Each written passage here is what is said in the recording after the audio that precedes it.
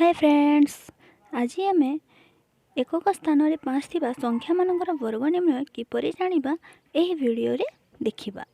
वर्तमान मु 15 रो वर्ग निर्णय करिबी। 5 रो वर्ग 25, 1 रो पर संख्या 2। एठारे आमे 100 तार पर संख्या को गुणन करिबा, अर्थात 1 गुणन 2 समान 2। अतएव 15 रो वर्ग 225। ठीक से परी 65 रो वर्ग निर्णय करिबा। 5 रो वर्ग 25, 6 रो पर संख्या 7, 6 गुणन 7 समान 42।